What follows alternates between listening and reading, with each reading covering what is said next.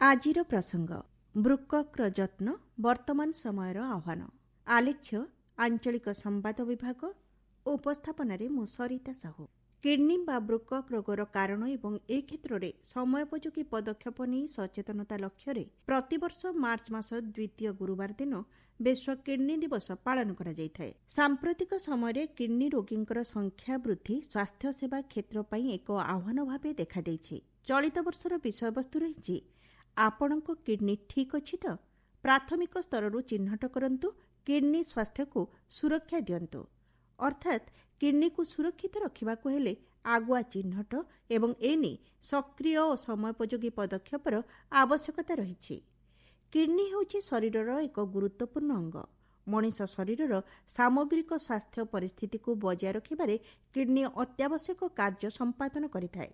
ରକ୍ତରୁ ବର୍ଜ୍ୟବସ୍ତୁ ଏବଂ ଅତିରିକ୍ତ ତରଳ ପଦାର୍ଥକୁ ଅଲଗା କରି ପରିସ୍ରା ସୃଷ୍ଟି କରିବା ସହ ରକ୍ତରେ ସ୍ୱଚ୍ଛତା ଆଣିଥାଏ। ଶରୀରରେ ଲବଣ ଏବଂ ଜଳସ୍ତରକୁ ସନ୍ତୁଳିତ ରଖି ରକ୍ତଚାପକୁ ନିୟନ୍ତ୍ରଣ କରିବାରେ ସାହାଯ୍ୟ କରିଥାଏ। ସେଭଳି ସୋଡିୟମ୍, ପଟାସିୟମ୍ ଏବଂ କ୍ୟାଲସିୟମ୍ ଭଳି ତତ୍ତ୍ୱକୁ କିଡନୀ ଶରୀରରେ ସନ୍ତୁଳିତ ଅବସ୍ଥାରେ ରଖିଥାଏ। ଏପରିକି ହର୍ମୋନ୍ ବୃଦ୍ଧିରେ ମଧ୍ୟ ଏହା ସହାୟକ ହୋଇଥାଏ, ଯାହାଦ୍ୱାରା ଶରୀରରେ ଲୋହିତ ରକ୍ତକଣିକା ଉତ୍ପାଦନ ଆବଶ୍ୟକ ପରିମାଣରେ ହୋଇଥାଏ। କିଡନୀ ଖରାପ ହେଲେ ଶରୀରରେ ବର୍ଜ୍ୟବସ୍ତୁ ଜମା ହୋଇ ରହିବା ସହିତ ହୃଦ୍ରୋଗ, ସ୍ନାୟୁଜନିତ ରୋଗ ଏବଂ ହାଡ଼ ଦୁର୍ବଳ ହେବା ଯୋଗୁଁ ବିଭିନ୍ନ ସ୍ୱାସ୍ଥ୍ୟ ସମସ୍ୟା ସୃଷ୍ଟି ହୋଇଥାଏ। ଦୀର୍ଘସ୍ଥାୟୀ କିଡନୀ ରୋଗ ସମଗ୍ର ବିଶ୍ୱରେ ପ୍ରାୟ 850 ନିୟୁତ ଲୋକଙ୍କୁ ପ୍ରଭାବିତ କରିଛି। ଫଳରେ ଏହା ଏକ ଗୁରୁତ୍ୱପୂର୍ଣ୍ଣ ଜନସ୍ୱାସ୍ଥ୍ୟ ଚିନ୍ତାର ବିଷୟ ପାଲଟିଛି। ଏପରିକି ଏହି ରୋଗର ପ୍ରଭାବରେ ମୃତ୍ୟୁ ସଂଖ୍ୟା ବୃଦ୍ଧି ପାଉଥିବା ଜଣାପଡ଼ିଛି। ଏହି ରୋଗର କାରଣଗୁଡ଼ିକ ମଧ୍ୟରେ ମଧୁମେହ ରୋଗ, ହୃଦ୍ରୋଗ, ଶରୀରର ଓଜନ ବୃଦ୍ଧି ଏବଂ ପାରିବାରିକ ଇତିହାସ ରହିଥାଏ। ମଧୁମେହ ରୋଗୀଙ୍କ ରକ୍ତ ଶର୍କରା ସ୍ତର ଉଚ୍ଚ ରହିବା ଦ୍ୱାରା କିଡନୀର କାର୍ଯ୍ୟ ପ୍ରକ୍ରିୟା ବାଧାପ୍ରାପ୍ତ ହୋଇଥାଏ। ଉଚ୍ଚ ରକ୍ତଚାପ ଯୋଗୁଁ କିଡନୀର ରକ୍ତନଳୀ କ୍ଷତିଗ୍ରସ୍ତ ହୋଇଥାଏ ଏବଂ ହୃଦ୍ରୋଗ ମଧ୍ୟ କିଡନୀର କ୍ଷମତା ହ୍ରାସ କରିବାର ଏକ କାରଣ ହୋଇଥାଏ। ଅନ୍ୟପକ୍ଷରେ ଶରୀରର ଅତ୍ୟଧିକ ଓଜନ ବୃଦ୍ଧି ମଧୁମେହ ଏବଂ ଉଚ୍ଚ ରକ୍ତଚାପର କାରଣ ହୋଇଥାଏ। ସେହିଭଳି କିଡନୀ ରୋଗ ପାରିବାରିକ ସ୍ତରରେ ପରବର୍ତ୍ତୀ ପିଢ଼ିକୁ କବଳିତ କରିଥାଏ ବୋଲି ଜଣାପଡ଼ିଛି।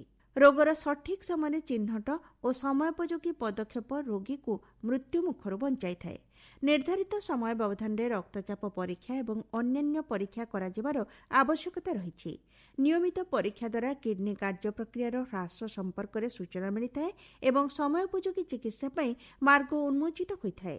ତେବେ ଏଥିସହ ସୁଷମ ଖାଦ୍ୟ ଏବଂ ସକ୍ରିୟ ଜୀବନଶୈଳୀ ଉପରେ ଗୁରୁତ୍ୱ ଦିଆଯାଇଛି। ସମୟୋପଯୋଗୀ ସୁଷମ ଏବଂ ସନ୍ତୁଳିତ ଖାଦ୍ୟ ଗ୍ରହଣ କରିବା, ଶରୀରର ଓଜନ ବୃଦ୍ଧିକୁ ପ୍ରତିହତ କରିବା ଏବଂ ନିୟମିତ ବ୍ୟାୟାମ କରିବାର ଆବଶ୍ୟକତା ରହିଛି। ସେଭଳି ପର୍ଯ୍ୟାପ୍ତ ପାଣି ପିଇବା ଦ୍ୱାରା କିଡନୀ ମାଧ୍ୟମରେ ଶରୀରରୁ ବର୍ଜ୍ୟବସ୍ତୁ ବାହାରି ଯାଇଥାଏ। ଧୂମପାନ ଏବଂ ନିଶା ଦ୍ରବ୍ୟ ସେବନ ଦ୍ୱାରା କିଡନୀ କ୍ଷତିଗ୍ରସ୍ତ ହୋଇଥାଏ। ତେଣୁ ଏହାଠାରୁ ଦୂରେଇ ରହିବା ନିତାନ୍ତ ଜରୁରୀ। ଏହି ରୋଗ ସମ୍ପର୍କରେ ଜନସଚେତନତା ବୃଦ୍ଧି ଦ୍ୱାରା ହିଁ ଏହାକୁ ପ୍ରତିହତ କରାଯାଇପାରିବ।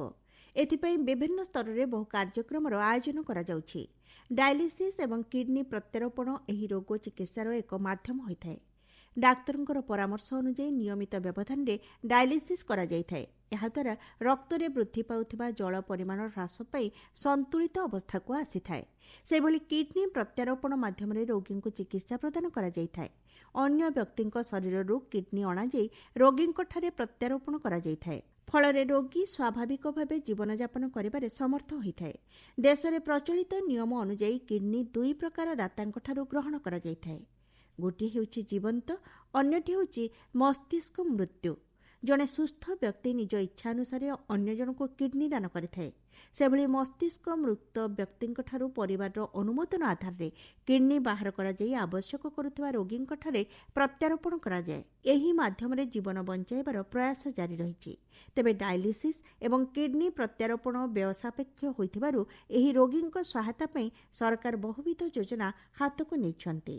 ସକ୍ରିୟ ଜୀବନଶୈଳୀ ଏବଂ ସମୟରୁ ସଚେତନ ହେଲେ ହିଁ ଏହି ରୋଗକୁ ନିରାକରଣ କରାଯାଇପାରିବ। ଆମ ଶରୀରକୁ ସୁସ୍ଥ ରଖିବାର ଦାୟିତ୍ୱ ଆମ ନିଜର। ଆସନ୍ତୁ ଏଥିପାଇଁ ସଂକଳ୍ପବଦ୍ଧ ହେବା ଏବଂ ସୁସ୍ଥ ସମାଜ ଗଠନ କରିବାରେ ବ୍ରତୀ ହେବା।